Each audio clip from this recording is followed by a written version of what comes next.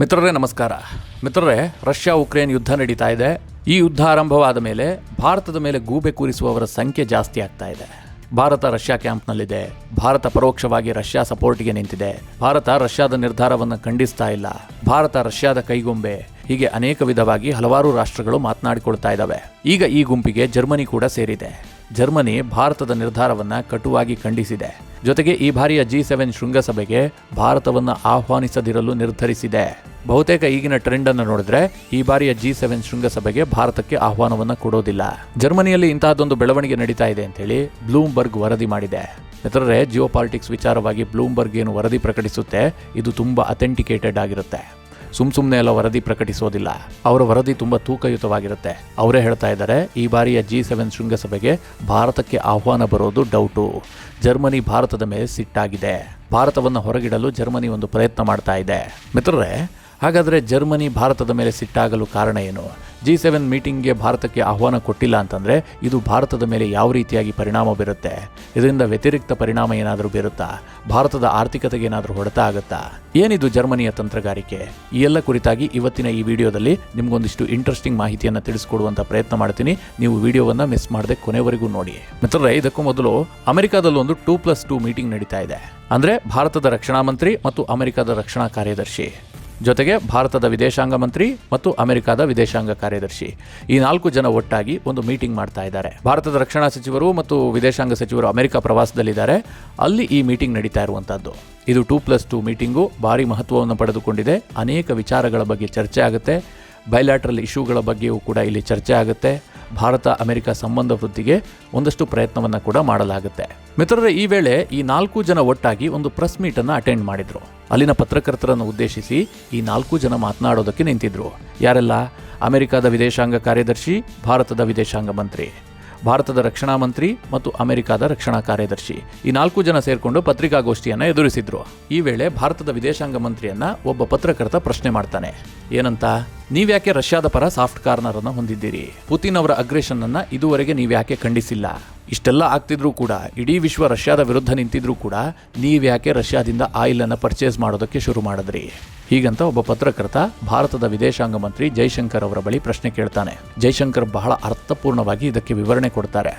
ಮಿತ್ರರೇ, ನಿಮಗೆ ಅನಿಸ್ಬಹುದು ಇದಕ್ಕೂ ಜರ್ಮನಿ ನಮ್ಮನ್ನು ಬ್ಯಾನ್ ಮಾಡೋದಕ್ಕೂ ಏನು ಸಂಬಂಧ ಅಂತ. ಅಂದರೆ ವಿಶ್ವ ನಮ್ಮನ್ನು ಯಾವ ರೀತಿಯಾಗಿ ನೋಡ್ತಾ ಇದೆ, ಭಾರತವನ್ನು ಸಿಲುಕಿಸಲು ಯಾವ ರೀತಿಯಾಗಿ ಪ್ರಯತ್ನ ಮಾಡ್ತಾ ಇದೆ ಅನ್ನೋದಕ್ಕೆ ಉದಾಹರಣೆ ಕೊಡೋದಕ್ಕೆ ನಾನು ಈ ವಿಷಯವನ್ನು ಎತ್ಕೊಂಡೆ. ಮಿತ್ರರೇ, ಈ ಪ್ರಶ್ನೆಗೆ ಭಾರತದ ವಿದೇಶಾಂಗ ಮಂತ್ರಿ ಜೈಶಂಕರ್ ಉತ್ತರ ಕೊಡ್ತಾರೆ. ಏನಂತ ಅಂದರೆ, ನಿಮ್ಮ ಸಲಹೆಯನ್ನು ನಾನು ಸ್ವೀಕರಿಸಿದ್ದೀನಿ, ನಿಮಗೆ ಧನ್ಯವಾದಗಳು. ನೀವೇನು ಭಾರತಕ್ಕೊಂದು ಸಲಹೆ ಕೊಟ್ಟರಲ್ಲ, ಇದು ಬಹಳ ಧನ್ಯವಾದಗಳು. ನಿಮ್ಮ ಸಲಹೆಯನ್ನು ನಾನು ಸ್ವೀಕರಿಸಿದ್ದೀನಿ. ಆದರೆ ನೀವು ಒಂದಷ್ಟು ಯೋಚನೆ ಮಾಡಿ. ಕೆಲವೊಂದು ವಿಚಾರವನ್ನು ನಾನು ಹೇಳ್ತೀನಿ. ಇವತ್ತು ಭಾರತ ರಷ್ಯಾದಿಂದ ಆಯಿಲನ್ನು ಖರೀದಿ ಮಾಡ್ತಾ ಇದೆ, ಕಚ್ಚಾ ತೈಲವನ್ನು ಖರೀದಿ ಮಾಡ್ತಾ ಇದೆ ಅಂತೆಲ್ಲ ಹೇಳ್ತಾ ಇದ್ದೀರಲ್ಲ. ಹೌದು, ಭಾರತ ಖರೀದಿ ಮಾಡ್ತಿರೋದು ನಿಜ. ಯಾಕೆಂತಂದರೆ ಭಾರತದ ಅಗತ್ಯತೆಗೋಸ್ಕರ ನಾವು ತೈಲವನ್ನು ಖರೀದಿಸಲೇಬೇಕು ಅಂತ ಒಂದು ಅಗತ್ಯತೆ ನಮಗಿದೆ. ಆದರೆ ನೀವು ಸ್ವಲ್ಪ ಯುರೋಪ್ ಕಂಟ್ರಿಗಳ ಕಡೆಯೂ ಕೂಡ ಗಮನ ಹರಿಸಿ. ಇವತ್ತು ಭಾರತ ರಷ್ಯಾದಿಂದ 1 ತಿಂಗಳಲ್ಲಿ ಏನು ಕಚ್ಚಾ ತೈಲವನ್ನು ಖರೀದಿ ಮಾಡುತ್ತೆ, ಆ ಪ್ರಮಾಣದ ತೈಲವನ್ನು ಯುರೋಪ್ನ ಒಂದೊಂದು ರಾಷ್ಟ್ರಗಳು ಒಂದೊಂದು ದಿನ ಖರೀದಿ ಮಾಡ್ತಾ ಇದೆ. ಅಷ್ಟೇ ಅಲ್ಲ, ಕೆಲ ರಾಷ್ಟ್ರಗಳಂತೂ ಅರ್ಧ ದಿನದಲ್ಲಿ ಭಾರತ 1 ತಿಂಗಳಲ್ಲಿ ಖರೀದಿ ಮಾಡದಷ್ಟು ಕಚ್ಚಾ ತೈಲವನ್ನು ಅರ್ಧ ದಿನದಲ್ಲಿ ಖರೀದಿ ಮಾಡ್ತಾ ಇದೆ. ಇದರ ಬಗ್ಗೆನೂ ನೀವು ಸ್ವಲ್ಪ ಗಮನ ಹರಿಸಿ ಅಂತ ವಿದೇಶಾಂಗ ಸಚಿವ ಜೈಶಂಕರ್ ಬಹಳ ಮಾರ್ಮಿಕವಾಗಿ ಹೇಳಿದ್ರು. ಆವಾಗ ಅಲ್ಲಿದ್ದ ಪತ್ರಕರ್ತರ ಪುಂಗಿ ಬಂದಾಯಿತು. ಯಾಕೆಂದರೆ ಇವರೆಲ್ಲ ಭಾರತದ ಮೇಲೆ ಗೂಬೆ ಕೂರಿಸೋದಕ್ಕೆ ಹೋಗ್ತಾ ಇದ್ದಾರೆ. ಆದರೆ ಯುರೋಪ್ನ ರಾಷ್ಟ್ರಗಳತ್ತ ಯಾರೂ ಪ್ರಶ್ನೆ ಮಾಡ್ತಾ ಇಲ್ಲ. ಇವತ್ತು ಯುರೋಪ್ನ ರಾಷ್ಟ್ರಗಳು ರಷ್ಯಾದಿಂದ ಪೆಟ್ರೋಲನ್ನು ಖರೀದಿ ಮಾಡೋದಿಲ್ಲ ಅಂತ ಹೇಳೋದಕ್ಕೆ ಸಾಧ್ಯ ಇಲ್ಲ. ಆ ಪರಿಸ್ಥಿತಿಯಲ್ಲಿದ್ದಾವೆ. ಕಂಪ್ಲೀಟಾಗಿ ರಷ್ಯಾವನ್ನು ಅವಲಂಬಿತವಾಗಿದ್ದಾವೆ. ಇಂಥ ಪರಿಸ್ಥಿತಿಯಲ್ಲಿ ಇವರು ಭಾರತದತ್ತ ಬೆಟ್ಟು ಮಾಡೋದು. ಈಗೇನು G7 ಶೃಂಗಸಭೆ ನಡೀಲಿಕ್ಕಿದೆ, ಇದಕ್ಕೆ ಭಾರತಕ್ಕೆ ಆಹ್ವಾನ ಕೊಡೋದಿಲ್ಲ ಅನ್ನುವ ತೀರ್ಮಾನಕ್ಕೆ ಜರ್ಮನಿ ಬಂದಂತೆ ಕಾಣ್ತಾ ಇದೆ. ಕಾರಣ ಏನು ಅಂತಂದರೆ ಭಾರತ ರಷ್ಯಾ ಪರವಾಗಿದೆ, ಭಾರತ ರಷ್ಯಾ ಕ್ಯಾಂಪ್ನಲ್ಲಿದೆ ಅನ್ನೋದು. ಹಾಗಾದರೆ ಮಿತ್ರ, ಈ G7 ಏನು? ಈ G7 ಅಂದರೆ America, England, Canada, Japan, France, Germany, Italy, ಈ 7 ದೇಶಗಳ ಒಂದು ಕೂಟ. ಪ್ರತಿ ವರ್ಷವೂ ಕೂಡ ಇದರ ಒಂದು ಶೃಂಗಸಭೆ ನಡೆಯುತ್ತೆ. ಒಂದೊಂದು ದೇಶಗಳಲ್ಲಿ ನಡೆಯುತ್ತೆ. ಇದಕ್ಕೆ ಹೆಡ್ ಕ್ವಾರ್ಟರ್ಸ್ ಅಂತ ಎಲ್ಲೂ ಇಲ್ಲ. ಪ್ರತಿ ವರ್ಷವೂ ಕೂಡ ಇದರ ಶೃಂಗಸಭೆಯನ್ನು ಒಂದೊಂದು ದೇಶ ಹೋಸ್ಟ್ ಮಾಡುತ್ತೆ. ಈ 7 ದೇಶಗಳಲ್ಲಿ ಒಂದಲ್ಲ ಒಂದು ದೇಶ ಇದನ್ನು ಹೋಸ್ಟ್ ಮಾಡುತ್ತೆ. ಈ ಶೃಂಗಸಭೆ ಅತ್ಯಂತ ಮಹತ್ವಯುತವಾಗಿದ್ದು, ಇದರಲ್ಲಿ ಆರ್ಥಿಕತೆ ವಿಚಾರ ಇರ್ಬೋದು, ಎನ್ವಿರಾನ್ಮೆಂಟ್ ವಿಚಾರ ಇರ್ಬೋದು, ಜಿಯೋಪಾಲಿಟಿಕಲ್ ಇಶ್ಯೂ ಬಗ್ಗೆ ಇರ್ಬೋದು, ಇದರ ಬಗ್ಗೆ ಎಲ್ಲ ಚರ್ಚೆ ಆಗುತ್ತೆ. ಈ ಬಾರಿಯ G7 ಶೃಂಗಸಭೆಯಲ್ಲಿ ಮುಖ್ಯವಾಗಿ ರಷ್ಯಾ ಮತ್ತು ಉಕ್ರೇನ್ ಯುದ್ಧದ ಕುರಿತಾಗಿ ಚರ್ಚೆ ಆಗುವಂಥ ಸಾಧ್ಯತೆ ಇದೆ. ಈಗ ನಿಮ್ಮ ತಲೆಯಲ್ಲೆಲ್ಲ ಒಂದು ವಿಚಾರ ಬಂದಿರುತ್ತೆ. ಅಲ್ಲರಿ, ಭಾರತ G7ನ ರಾಷ್ಟ್ರವೇ ಅಲ್ಲ. US, UK, Japan, Canada, France, Germany, Italy ಈ ದೇಶಗಳು G7 ರಾಷ್ಟ್ರಗಳು. ಭಾರತಕ್ಕೆ ಯಾಕ್ರಿ ಆಹ್ವಾನ ಕೊಡ್ತಾರೆ? ನೀವು ಹೇಳ್ತಿರೋ ಸುದ್ದಿಗೆ ಏನಾದರೂ ಅರ್ಥ ಇದೆಯಾ? ಹೀಗೆಲ್ಲ ಒಂದು ಪ್ರಶ್ನೆ ಬರುತ್ತೆ ಅಲ್ವಾ? ಮಿತ್ರರೇ, ಕಳೆದ ಕೆಲ ವರ್ಷಗಳಿಂದ ಭಾರತದ ಎಕಾನಮಿ ತೀವ್ರಗತಿಯಲ್ಲಿ ಬೆಳೀತಾ ಇದೆ. ವಿಶ್ವದಲ್ಲಿ ಭಾರತವನ್ನು ಹೊರಗಿಟ್ಟು ಯಾವುದೇ ಒಂದು ವಿಚಾರವನ್ನ, ಯಾವುದೇ ಒಂದು ನಿರ್ಣಯವನ್ನ ಕೈಗೊಳ್ಳೋದಕ್ಕೆ ಸಾಧ್ಯ ಆಗ್ತಾ ಇಲ್ಲ. ಹೀಗಾಗಿ ಕಳೆದ ಕೆಲ G7 ಶೃಂಗಸಭೆಗೆ ಭಾರತವನ್ನ ಮುಖ್ಯ ಅತಿಥಿಯಾಗಿ ಆಹ್ವಾನಿಸಲಾಗ್ತಾ ಇತ್ತು. ಎಲ್ಲೇ G7 ಶೃಂಗಸಭೆ ನಡೆದರೂ ಕೂಡ ಅಲ್ಲಿಗೆ ಭಾರತಕ್ಕೆ ಆಹ್ವಾನ ಇರ್ತಾ ಇತ್ತು. ಭಾರತ ಮಾತ್ರವಲ್ಲ, ಆಸ್ಟ್ರೇಲಿಯಾಗೂ ಕೂಡ ಆಹ್ವಾನ ಇರ್ತಾ ಇತ್ತು. ಹೀಗಾಗಿ G7 ಶೃಂಗಸಭೆಯಲ್ಲಿ ಭಾರತ ಮತ್ತು ಆಸ್ಟ್ರೇಲಿಯಾ ಎರಡೂ ದೇಶಗಳು ಭಾಗಿಯಾಗ್ತಾ ಇದ್ವು. ಹಲವಾರು ವಿಚಾರಗಳಲ್ಲಿ ಭಾರತದ ನಿರ್ಣಯಕ್ಕೂ ಕೂಡ ಮಾನ್ಯತೆಯನ್ನ ಕೊಡಲಾಗ್ತಾ ಇತ್ತು. ಅಧಿಕೃತವಾಗಿ ಈ ಕೂಟಕ್ಕೆ ಭಾರತ ಮತ್ತು ಆಸ್ಟ್ರೇಲಿಯಾವನ್ನ ಸೇರಿಸಿಕೊಂಡಿರಲಿಲ್ಲ. ಅಂದ್ರೆ G7 ಇದ್ದಿದ್ದನ್ನ G9 ಮಾಡಿರಲಿಲ್ಲ. ಆದ್ರೂ ಕೂಡ ಭಾರತಕ್ಕೆ ಇಲ್ಲಿ ಆಹ್ವಾನ ಇರ್ತಾ ಇತ್ತು. ಈ ಬಾರಿ ಈ ಆಹ್ವಾನವನ್ನ ಕೊಡೋದಿಲ್ಲ. ಕಾರಣ ಏನು ಅಂತಂದ್ರೆ, ರಷ್ಯಾವನ್ನ ಭಾರತ ವಿರೋಧಿಸ್ತಾ ಇಲ್ಲ. ರಷ್ಯಾದ ಅಗ್ರೆಷನ್ ಪರವಾಗಿ ಭಾರತ ನಿಂತಿದೆ. ಪುತಿನ್ ಅನ್ನ ಖಂಡಿಸ್ತಾ ಇಲ್ಲ. ಹೀಗೆಲ್ಲ ಜರ್ಮನಿ ಹೇಳೋದಕ್ಕೆ ಶುರು ಮಾಡಿದೆ. ಮಿತ್ರರೇ, ಈ ಜರ್ಮನಿ ಮೊದಲಿನಿಂದಲೂ ಕೂಡ ಯುರೋಪ್ ಖಂಡದಲ್ಲಿ ಒಂದು ತನ್ನದೇ ದಾರಿ ಅಂತ ನಡೆಯುವಂಥದ್ದು. ಇದಕ್ಕೆ ಭಾರತದ ಮೇಲೆ ಅಷ್ಟಾಗಿ ಒಲವಿಲ್ಲ. ಕಾರಣ ಏನು ಅಂತಂದ್ರೆ, ಇವತ್ತು ವಿಶ್ವ ಮಟ್ಟದಲ್ಲಿ ಔಷಧಿ ಉತ್ಪನ್ನಗಳ ತಯಾರಿಕೆಯಲ್ಲಿ ಜರ್ಮನಿ ನಂಬರ್ 1 ಸ್ಥಾನದಲ್ಲಿ ಇತ್ತು. ವಿಶ್ವದ ಫಾರ್ಮಸಿ ಅಂತ ಜರ್ಮನಿಯನ್ನು ಕರೀಲಾಗ್ತಾ ಇತ್ತು. ಆದರೆ ಈ ಸ್ಥಾನವನ್ನು ಭಾರತ ಆಕ್ಯುಪೈ ಮಾಡಿಕೊಂಡಿದೆ. ಭಾರತ ಇವತ್ತು ವಿಶ್ವದ ಫಾರ್ಮಸಿ ಆಗಿದೆ. ಇಡೀ ವಿಶ್ವಕ್ಕೆ ಔಷಧಿ ಪೂರೈಸುವುದರಲ್ಲಿ ಭಾರತ ನಂಬರ್ 1 ಸ್ಥಾನಕ್ಕೆ ಹೋಗಿದೆ. ಭಾರತ ಔಷಧಿ ರಫ್ತಿನಲ್ಲಿ ವಿಶ್ವದ ನಂಬರ್ 1 ಪಟ್ಟವನ್ನು ಅಲಂಕರಿಸಿದೆ. ಹೀಗಾಗಿ ಜರ್ಮನಿಗೊಂದು ಭಾರತದ ಮೇಲೆ ಕಣ್ಣಿದ್ದೇ ಇದೆ. ಭಾರತ ನಮಗೆ ಕಾಂಪಿಟೇಟರ್. ಭಾರತ ಹಲವಾರು ವಿಚಾರದಲ್ಲಿ ನಮಗೆ ಕಾಂಪಿಟೇಟರ್ ಆಗಿ ಪರಿವರ್ತನೆ ಆಗ್ತಾ ಇದೆ. ಈ ಎಲ್ಲ ಕಾರಣದಿಂದ ಭಾರತದ ಮೇಲೆ ಸಹಜವಾಗಿ ಜರ್ಮನಿಗೆ ಒಂದು ಸಣ್ಣ ಪ್ರಮಾಣದಲ್ಲಿ ಸಿಟ್ಟಿದೆ. ಆದರೂ ಅದನ್ನು ಇಷ್ಟು ದಿನ ಅವ್ರು ತೋರಿಸ್ತಾ ಇರಲಿಲ್ಲ. ಈಗ ಅವರಿಗೊಂದು ಜೆನ್ಯೂನ್ ರೀಸನ್ ಸಿಕ್ತಲ್ಲ, ಭಾರತ ರಷ್ಯಾ ಪರವಾಗಿದೆ, ಭಾರತ ರಷ್ಯಾವನ್ನು ಖಂಡಿಸ್ತಿಲ್ಲ ಅಂತ. ಹೀಗಾಗಿ ಭಾರತವನ್ನು ಹೊರಗಿಡೋಣ ಅನ್ನುವಂಥ ಒಂದು ಪ್ರಯತ್ನಕ್ಕೆ ಜರ್ಮನಿ ಕೈ ಹಾಕಿದೆ. ಆದರೆ ಮಿತ್ರರೇ, ಇದು ಅಷ್ಟು ಸುಲಭ ಇಲ್ಲ.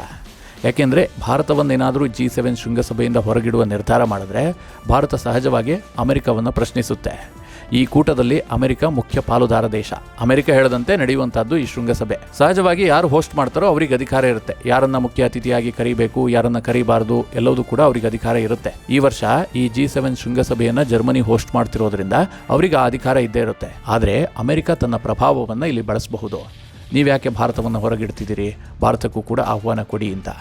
ಹಾಗೂ ಒಂದು ವೇಳೆ ಜರ್ಮನಿ ಹೊರಗಿಟ್ಟರೂ ಕೂಡ ಭಾರತಕ್ಕೆ ಇದರಿಂದ ಯಾವುದೇ ರೀತಿಯ ನಷ್ಟ ಆಗೋದಿಲ್ಲ. ಬದಲಾಗಿ ಈ ರಾಷ್ಟ್ರಗಳಿಗೆ ನಷ್ಟ ಆಗುತ್ತೆ.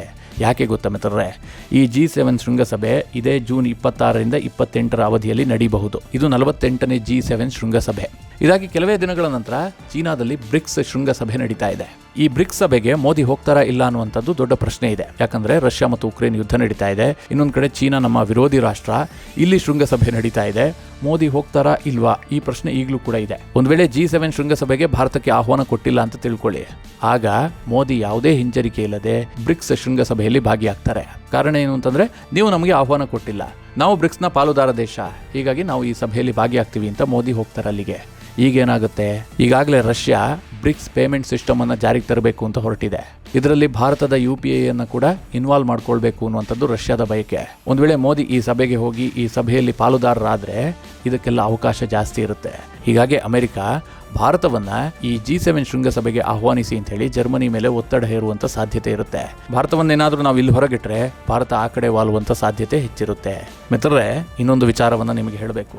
ಇವತ್ತೇನು ಜರ್ಮನಿ ಭಾರತದ ಮೇಲೆ ಸಿಟ್ಟಾಗಿದೆಯಲ್ಲ, ಭಾರತ ಆಯಿಲ್ ಪರ್ಚೇಸ್ ಮಾಡ್ತಾ ಇದೆ, ರಷ್ಯಾದ ಮೇಲೆ ಯಾವುದೇ ನಿರ್ಬಂಧವನ್ನು ವಿಧಿಸ್ತಾ ಇಲ್ಲ, ಭಾರತ ಮುಕ್ತವಾಗಿ ಈಗಲೂ ಕೂಡ ವ್ಯಾಪಾರ ಮಾಡ್ತಾ ಇದೆ ಅಂತ ಜರ್ಮನಿ ಹೇಳ್ತಾ ಇದೆಯಲ್ಲ, ಇದೇ ಜರ್ಮನಿ ಇವತ್ತಿಗೂ ಕೂಡ ತನ್ನ ಕಚ್ಚಾ ತೈಲ ಪೂರೈಕೆಯಲ್ಲಿ 40% ಕಚ್ಚಾ ತೈಲವನ್ನು ರಷ್ಯಾದಿಂದ ತರಿಸ್ಕೊಳ್ತಾ ಇದೆ. ಇವತ್ತು ಜರ್ಮನಿ ಒಂದು ದಿನದಲ್ಲಿ ಏನು ಪೆಟ್ರೋಲನ್ನು ಖರ್ಚು ಮಾಡುತ್ತೆ, ಅದರಲ್ಲಿ 40% ಬರ್ತಾ ಇರುವಂಥದ್ದು ರಷ್ಯಾದಿಂದ. ಅವರು ನಿಲ್ಲಿಸೋದಕ್ಕೆ ಸಾಧ್ಯವೇ ಇಲ್ಲ. ಅಂಥ ಪರಿಸ್ಥಿತಿಯಲ್ಲಿ ಜರ್ಮನಿ ಇದೆ. ಹೀಗಿದ್ರೂ ಕೂಡ ಇವರು ಭಾರತದತ್ತ ಬೊಟ್ಟು ಮಾಡ್ತಾ ಇದ್ದಾರೆ. ಮಿತ್ರರೇ, ಇನ್ನು G7 ಶೃಂಗಸಭೆಯಿಂದ ಭಾರತಕ್ಕೇನು ದೊಡ್ಡ ಮಟ್ಟದ ಲಾಭ ಆಗೋದಿಲ್ಲ.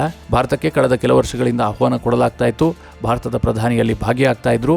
ಆದರೆ ಇದಕ್ಕೆ ದೊಡ್ಡ ಮಟ್ಟದ ಲಾಭ ಏನು ಭಾರತಕ್ಕಾಗಿಲ್ಲ. 1947ರಲ್ಲಿ ಈ G7 ಅನ್ನು ಸ್ಥಾಪಿಸಲಾಯಿತು. ಮೊದಲಿಗೆ ಇದು G8 ಆಗಿತ್ತು. ಯಾವಾಗ ರಷ್ಯಾ 2014ರಲ್ಲಿ ಕ್ರಿಮಿಯಾವನ್ನು ವಶಕ್ಕೆ ಪಡಿತೋ, ಇದೇ ಉಕ್ರೇನಿಂದ ರಷ್ಯಾ ಕ್ರಿಮಿಯಾವನ್ನು ವಶಕ್ಕೆ ಪಡಿತಲ್ಲ, ಆ ನಂತರ ರಷ್ಯಾವನ್ನ ಈ G8 ಇಂದ ಸಸ್ಪೆಂಡ್ ಮಾಡಲಾಯಿತು. G8 ಹೋಗಿ G7 ಆಯಿತು. ಈ G7 ದೇಶಗಳು ವಿಶ್ವದ 10% ಜನಸಂಖ್ಯೆಯನ್ನು ಹೊಂದಿದಂತಹ ದೇಶಗಳು. ವಿಶ್ವದಲ್ಲಿ 10 ಜನ ಇದ್ರೆ ಅದರಲ್ಲಿ ಒಬ್ರು G7 ರಾಷ್ಟ್ರದವರು. ವಿಶ್ವದ ಒಟ್ಟಾರೆ GDPಯಲ್ಲಿ 40% ಈ G7 ದೇಶಗಳದ್ದೇ ಆಗಿದೆ. ಹೀಗಾಗಿ ಈ ಕೂಟಕ್ಕೆ ಸ್ವಲ್ಪ ಮಹತ್ವ ಇದೆ. ಆದರೆ ಭಾರತಕ್ಕೇನು ಇದರಿಂದ ದೊಡ್ಡ ಲಾಭ ಇಲ್ಲ. ಮಿತ್ರರೇ, ಇದಿಷ್ಟು G7 ಶೃಂಗಸಭೆಯಿಂದ ಭಾರತವನ್ನು ಹೊರಗಿಡಲು ಜರ್ಮನಿ ಒಂದು ಪ್ರಯತ್ನ ಮಾಡ್ತಾ ಇದೆ.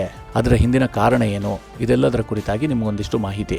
ನಿಮಗೆ ಈ ವಿಡಿಯೋ ಇಷ್ಟವಾದರೆ ಲೈಕ್ ಮಾಡಿ, ಸಲಹೆಗಳಿದ್ದರೆ ಕಮೆಂಟ್ ಮಾಡಿ.